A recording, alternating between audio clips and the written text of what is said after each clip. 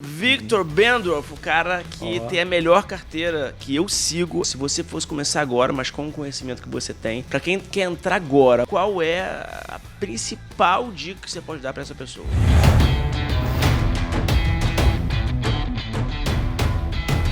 Fala, galera! Bem-vindos a mais um Coencast. E hoje eu trago aqui o cara.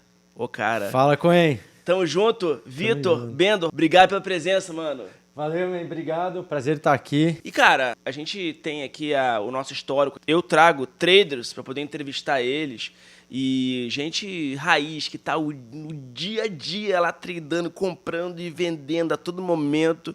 Alguns que ganham muito dinheiro. Eu fiquei sabendo agora que um deles que eu trouxe aqui, o cara ganhou 2 milhões de reais em um mês fazendo day trade. Boa. Surreal, né? Uma Boa. coisa grande, né? Muito mais do que eu. Imagino conseguir ganhar um dia. Tô aí na luta. Tá Vamos chegando. ver se eu consigo. Tá chegando. E, cara, primeiro, queria que você se apresentasse um pouco, falasse o que você faz hoje em dia, para as pessoas entenderem, né? Por que eu trouxe você aqui. Claro, vamos lá. Eu sou fundador da Bendorf Research, que é uma das independentes que tem no mercado, ou seja, uma empresa de análise independente para trazer recomendações de tudo. A gente trabalha um pouquinho com uma gama bem aberta de relatórios, desde o trader até carteiras de longo prazo, utilizando trading, fluxo, fundamento, o que der dinheiro a gente está utilizando ali, mas um pilar mais ou menos entre análise técnica, macro e fundamentalista. Então a gente utiliza tudo isso daí para trazer recomendações para os investidores. Legal. E assim, eu sigo você. A primeira vez que a gente se encontrou foi na Rico, né? Você Sim, trabalhava na Rico, sim. aí a gente fez uma live comigo. A Rico foi cliente da gente por um tempo. Que legal, que legal. E aí eu comecei a seguir você e depois eu comecei a receber relatórios seus e vi que você hoje está super bem ranqueado. Está a melhor carteira de todas, né? Uma das, né? Uma das. Então a gente está com 42% de alta, agora o mercado deu uma travada, o mercado ficou um pouco mais pesado, seguindo o fluxo internacional, e aí a gente fica ali entre 45% e 42%, mas eu acho que não dá para falar assim a melhor carteira, porque é muito volúvel, né? Elas vão se trocando ali no top line, mas o objetivo é manter a carteira numa porcentagem alta, né? Não ser só a melhor, porque às vezes a melhor você tem muito risco, mas é sempre estar no topo da cadeia ali. Esse é o nosso objetivo. Vitor, deixa eu te perguntar. Antes disso, pedir para quem está assistindo a gente, não sei onde é que estão as câmeras aqui, pedir para a galera deixar o like para a gente. Daqui a pouco eu boto o endereço do Vitor aqui para vocês poderem seguir também ele. E deixa eu perguntar, as pessoas que estão começando, estão assistindo a gente agora pela primeira vez, estão entrando na bolsa, no mundo dos investimentos. Explica um pouquinho para elas, especificamente sobre carteira, o que significa essa carteira, como é que elas podem acessar uma carteira de investimentos, a sua carteira, e como é que elas começam a comprar. Você falou 42, o que significa esses 42? Vamos lá. Agora, como você falou, está todo mundo entrando na bolsa, né? A gente bateu 1 milhão de CPFs, acho que foi recentemente, alguns meses atrás. A gente tem a queda de juros, a gente tem tudo andando a favor da Bolsa Brasileira, menos o cenário externo. Então, nada mais natural do que as pessoas agora vão buscar o quê? Melhores rendimentos, porque renda fixa nova vai ser pesado, ou seja, não vai render o que rendia antigamente. Então, o pessoal está entrando mesmo. O que é ter uma carteira recomendada? É você seguir uma seleção de ações feitas por um profissional. A gente sempre recomenda, né? Qualquer carteira que você siga, que siga alguém que está no mercado há um bom tempo. Por quê? Porque você vai ter certeza que esse profissional fez um bom ciclo de mercado, ele já passou por todos os momentos, né? Tem que tomar cuidado com carteiras recentes, a partir de 2016, que foi só o bull market brasileiro, né? Quem está desde 2016 não pegou um tempo difícil. O bull market é o mercado para cima. Isso, mercado para cima. Então, é uma carteira de ações selecionadas, ela é um norte para o investidor poder realmente contar com uma equipe a fundamentalista, técnica, macro, para trazer os melhores ativos para surfar a renda variável. E como é que é o seu processo? Então, então vamos passo a passo. A pessoa ela quer investir numa carteira recomendada. Ela primeiro tem que se cadastrar numa corretora e pelo banco ela não pode fazer isso. Dependendo do banco que tiver, sim. Hoje em dia, se o banco tiver uma corretora. Exato. Banco, né? Uma corretora, a maioria dos bancos hoje oferece. Tá, mas aí ela tem que se cadastrar na corretora do banco, talvez, ou acessar o sistema. É mais difícil. É mais difícil. Né? Como é que é, então? Ela se cadastra numa corretora e depois ela pega uma carteira que pode ser a sua, por exemplo, e ela vai comprando as ações baseado na sua recomendação. Exato. Cada carteira tem uma periodicidade diferente, né? Tem gente que trabalha com uma... Hoje tem carteira de uma semana. Eu acho isso já um pouquinho mais perigoso, mas assim, a maioria das carteiras gira no plano mensal, a nossa é quinzenal. eu acreditei que a volatilidade dos mercados ficaram um pouco mais alta. Sim. E de 15 em 15 hoje a gente tem mais controle. Não quer dizer que a gente fica girando toda hora, mas a revisão mais cedo te dá um controle de risco melhor. Então a pessoa recebe a carteira e ela opera exatamente as trocas que o analista aponta, ou seja, realização de lucro e, às vezes, prejuízo. Tem que seguir realmente tudo que o analista faz. Caso contrário, você vai sair da estatística, você vai sair ali dos resultados dele. Então é importante. E aí você muda de quê? Segunda, sexta-feira? Como é que você muda quinzenalmente? Todo dia 15 e todo dia 1º do mês. Então depende. Todo dia 15 ou primeiro, a pessoa vai lá, pega a sua carteira e faz as trocas que você recomendou. Correto. E você está dando até agora em torno de 42%. 42%. Hoje estava em 42% então, contra 14% do mercado. Exatamente. Né? Então você está tendo uma performance. Quanto que é que isso daí dá do Ibovespa? Agora de cabeça não mas mais que o dobro. Já deu o CDI bem mais. Bem mais que o CDI. Entendi. Mas o importante, Cohen, é sempre ressaltar que a renda variável para carteira é longo prazo. Né? Então, o importante quando um investidor for escolher é escolher uma carteira que tenha consistência e não que seja assim volatilidade. Ou seja, então, o que significa consistência e volatilidade para quem está? Porque muitas pessoas não sabem isso. Eu estou no mercado e a gente acaba utilizando. Não, tranquilo. Uma carteira que dá, às vezes, 40% no ano e menos 20% na outra, que tem um desvio padrão muito grande, ou seja, não tem uma constância de resultados. Uhum. Isso é perigoso, porque realmente, às vezes, um analista que é bom em 2019 pode ser o pior analista de 2020. Então é importante escolher uma carteira que ela dá consistentemente ganhos acima do Ibovespa e não fica por todo lado, né? Ou seja, variações negativas, muita porrada para tudo quanto é lado. Entendi. Isso é importante. E você usa que critério hoje para poder... A gente sabe que existe análise técnica e análise fundamentalista. Muita gente hoje fala do tal buy and hold, já falava há muito tempo, mas se pudesse explicar para a gente um pouco o que você utiliza para poder definir a sua carteira, que hoje é uma carteira vencedora. Então, como eu comentei, eu sou pleno, né? Já fui fundamentalista. O meu foco mais, assim, minha escola de preferência é análise técnica. Né? Mas eu sou pleno, tenho bastante formação em economia, então eu tento utilizar tudo um pouquinho. Cada escola de análise tem um bom e tem um ruim. Então, a gente tenta pegar o que é bom e utilizar nas análises, ou seja, previsão macroeconômica, o que está acontecendo com a economia, quais são os setores que vão andar, dentro desses setores quem está se destacando, e a gente vai afunilando, né? Faz a escadinha de um processo normal. Sim. Né? Então, escolhe algumas e vai diminuindo, vai tirando, depois deixa aquelas ações que são as melhores para cada carteira, por exemplo. Exatamente. Pleno, para quem não sabe, é o analista que ele é completo, né? Tanto técnico quanto fundamentalista. Correto, né? Correto. E falando sobre isso, então, vamos só parar um minuto aqui e explicar aqui uma coisa que eu não falei que é importante. Então, por exemplo, quanto é o mínimo antes de dezembro, quanto é o mínimo que você recomenda para entrar numa carteira sua, financeiro? O mínimo que a gente tem, na verdade, é um lote mínimo para cada papel. Hoje está em torno de 37 a 40 mil reais. Tá, então uma pessoa que colocou 50 mil reais, por exemplo, tá? Então pegou 50 mil reais em janeiro, colocou na tua carteira e quinzenalmente ela fez todas as trocas recomendadas. Claro. Então hoje, dando 40%, a pessoa conseguiu 20 mil. Sim. Então ela está com 70 mil na conta. Sim. É mais ou menos essa conta. Mais ou menos. Para todo mundo poder entender, né, que está seguindo a agência. Se a pessoa colocou 100 mil, ela estaria agora com 140 mil na carteira. Sim. Né? Mas essa valorização que ela teve. Sim. Contra 115 se ela tivesse investido na média do crescimento do Ibovespa, 116. Isso. Né? Mais ou menos isso. Então foi um ganho muito bom, muito representativo. A gente conseguiu abrir bastante o delta, que a gente chama que é a diferença entre a carteira e o mercado. Sim. Né? Então, o mercado, a gente utiliza o Ibovespa como uma marca d'água, e isso com qualquer fundo. Né? Então, o Ibovespa é o benchmark. A gente escolheu o Ibov. Com a marca d'água, aí a ideia é sempre ficar acima do Ibov. Né? Sim, mas pelo menos aqui na Bendorf a gente tem muito cautela com proteção de capital. Então, o nosso objetivo é superar o Ibovespa, mas não colocar o capital do cliente em risco. Sim. Ou seja, se a gente detectar que alguma coisa está de errado no mercado, eu vou optar por largar esse benchmark por um tempo e proteger capital mesmo que eu fique para trás. Então, e é assim que a gente tem construído bastante consistência. Né? Nos ciclos ruins, a gente acaba realmente abandonando um pouquinho a meta de bater Ibovespa para proteger o cliente. Aí a gente volta a acelerar a carteira quando eu acho que o cenário está um pouquinho mais Entendi. benigno. E, cara, já que você está falando de coisas boas e coisas ruins, o que você lembra de algum mês que foi muito ruim, assim, que você falou, cara, que besteira. Porque você erra, né, cara? Todo mundo erra, né? Todo mundo erra. Tipo assim, cara, eu apostei nisso aqui, mano, que merda. que aconteceu? Joesley, né? Joesley acho que foi o... Mas não tem como prever o Joesley, né? Não tinha, foi um cisne negro, né? Exatamente. Aquele imprevisível. Exatamente. Joesley foi difícil, aí teve aquela polêmica, né? Todo mundo depois pegou caça às bruxas, os analistas que mandaram vender tudo, quem não mandou. Né? A gente... O que você fez? Você fez alguma coisa? A gente acionou alguns stops, porque já estava programado. Era stop que já estava programado automático. Na carteira automático. Então, o que ficou. O que não tinha stop, a gente seguiu. Entendi. Mas levamos, todo mundo levou, né? Não tem jeito. Eu tinha 4 swing trades abertos no dia. Caramba. Levamos... Eu também tinha, eu lembro. Levamos de 20, 19, foi pesado. Eu lembro. Foi pesado. E sabe, você falou do Joesley agora, eu lembro que eu era analista da Rico, eu estava uns 5, 6 meses na Rico, e eu lembro que a minha média de pessoas me assistiam lá eram umas 400, 500 pessoas. E no Joesley eu bati 1.200 pessoas simultâneas, de tão importante que era. E eu lembro que eu sempre fui do contra.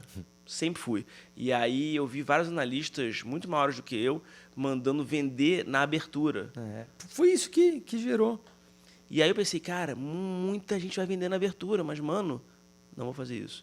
E aí minha recomendação na hora, eu assumi um risco, mas minha recomendação eu falei, pessoal, pra mim, não zeraria na abertura, porque as empresas não quebraram. Teve o episódio do Zoes, mas nenhuma empresa quebrou. Todas vão continuar no meu argumento é esse. Todas vão continuar dando lucro, todas as empresas vão continuar igual. Cara, amanhã a pessoa vai trabalhar normal. Então, cara, não tem motivo. E aí... O Itaú vai continuar sendo Itaú. Exatamente, mas o Bradesco vai continuar sendo Bradesco, sentido, né? E assim vai. E aí foi uma coisa boa, que pra mim foi uma dos meus pontos de virada, foi o dia do Joesley Day, que eu dei uma boa subida e crescida por causa disso. Muita gente ficou muito grata a mim por causa disso. Mas deixa eu te perguntar, como é que você chegou nesse mercado tão doido que é a Bolsa de Valores? É doido mesmo, né? Eu acho. O mosquitinho pica, aí você não larga mais, pega a doença, mas quem está querendo ser analista, pense 2 vezes, viu? É verdade. Olha, analista ou assessor de financeiro só tem cenário, né? Só tem um cenário que você ganha. É quando você ganha mais que o Bovespa. O resto é só reclamação. É verdade. Né? Mas como é que você chegou lá? Você estudou? Como é que você se graduou? Como é que foi? Eu comecei nos Estados Unidos, porque a minha formação é em Miami, eu estudei lá fora, fiz faculdade lá fora. E eu comecei como próprio trader. Eu comecei como trader. Uau, que legal. Então, por isso que a minha... Você começou tradando? Tradando. Uau. Então, por isso que a minha base é análise técnica. O início da minha carreira foi análise técnica. Você tradava fora? Tradava fora com uma empresa, Prop Trade, quem não conhece, é uma empresa que patrocina, né, um trader, e ele opera esse dinheiro e devolve uma parte do capital para quem emprestou. Na verdade, legalmente, né? Legalmente. Legalmente. Aqui no Brasil também tem, né? Normal. Sim. Então, eu comecei lá. E aí eu fui aprofundando, cheguei no Brasil, fui entrando, comecei como assessor e fui crescendo a carreira. Sempre quis fazer análise, sempre quis... acho que era um objetivo pessoal. Que legal. Né, de realmente vencer no mercado que é muito competitivo. Que legal. É muito difícil. E, cara, deixa eu te perguntar, analista, eu sou analista também, eu sei, analista tem uma série de limitações para poder operar. O que você faz com o seu dinheiro? Você investe na tua carteira hoje em dia? Você pode fazer isso? Então, hoje não. A gente não o analista ele pode investir no mercado, mas tem muitas restrições da PMEC. E isso acaba, dificultando, porque você quem é mais ágil tem que ficar reportando toda hora, tem muita limitação. Então, não dá para ficar tradando o mercado. Se você é analista, é bem mais difícil. E para manter totalmente a transparência da casa, da Bendorf, a gente não atua. Escolhemos não atuar. Mas algumas empresas nossas, parceiras nossas, fizeram clubes, que eles replicam exatamente a carteira Bendorf.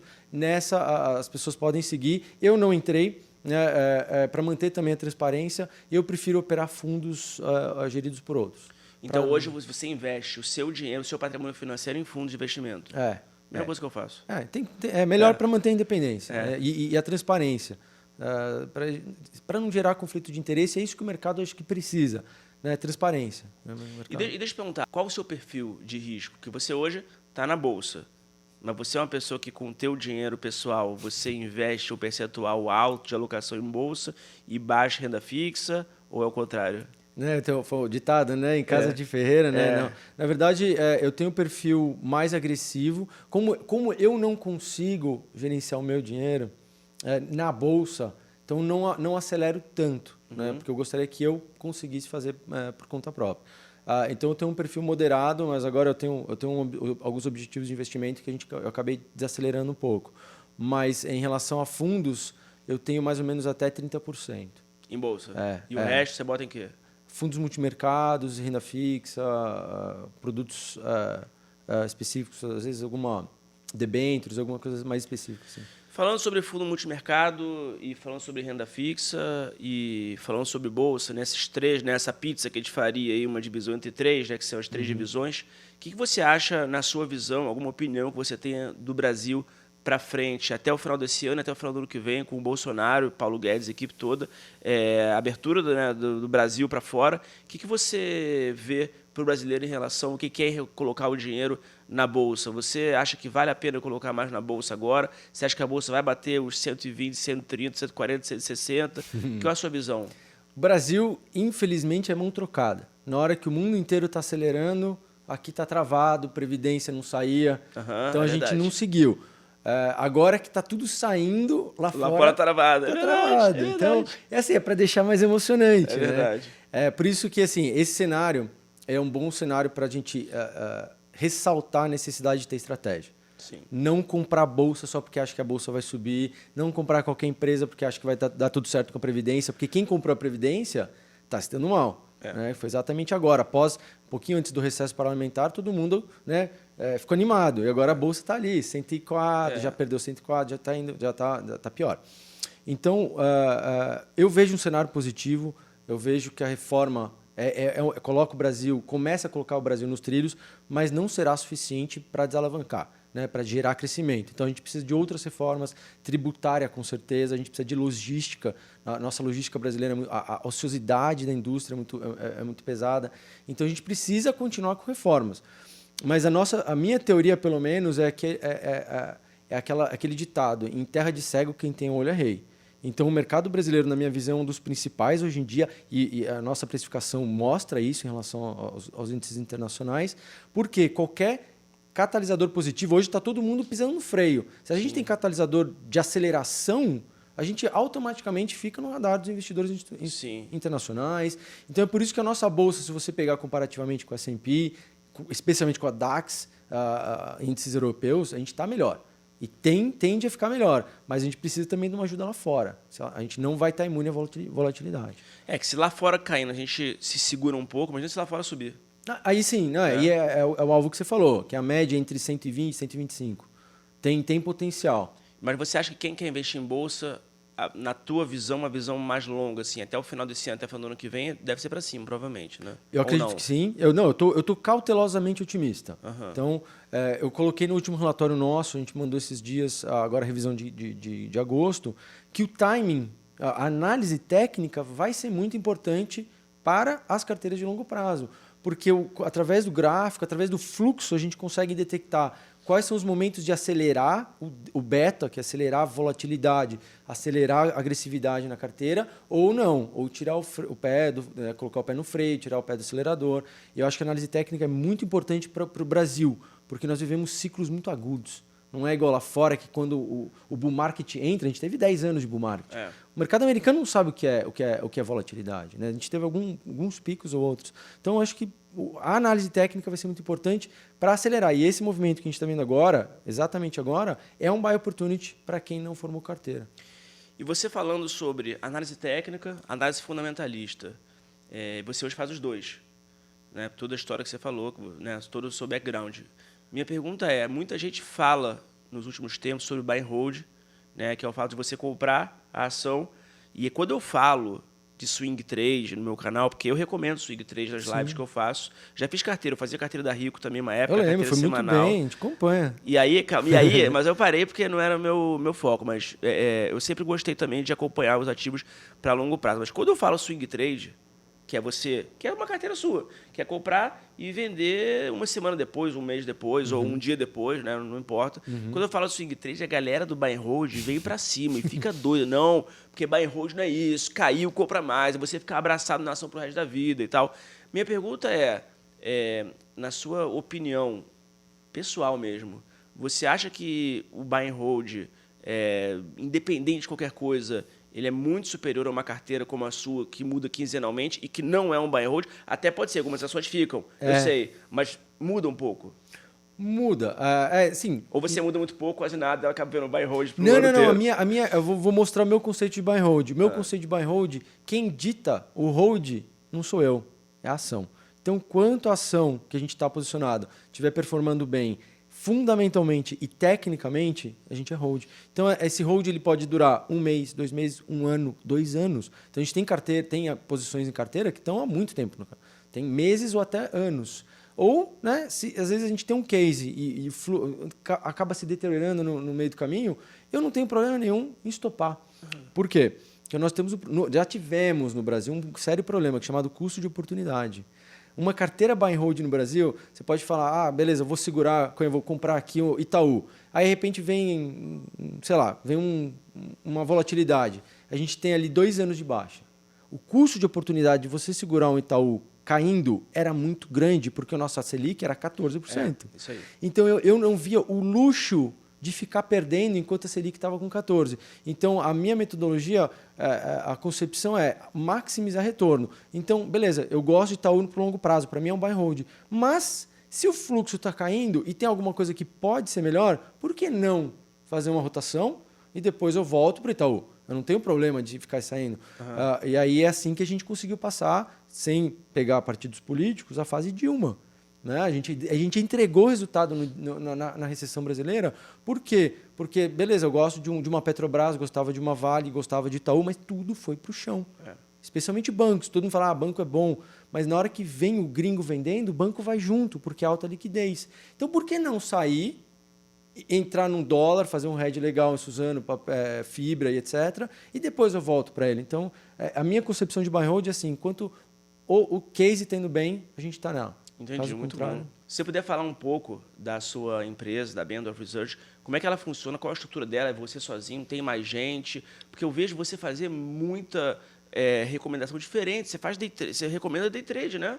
A gente tem um relatório de mini índice mini dólar, que é uma liçãozinha de casa que a gente prepara para o trader, que é aquela lição de casa que todo trader deveria fazer. Não é aquele negócio, né? Vamos acordar às 8h55, ligar o computador e achar que vai detonar. Porque na contraparte você tem o quê? O institucional que está acordado desde as 6 da manhã se preparando, né? Então a gente faz a lição de casa para o trader, pontos, tendências, drivers, vender ou comprar, porque às vezes a gente não vê venda num dia, só vê compra.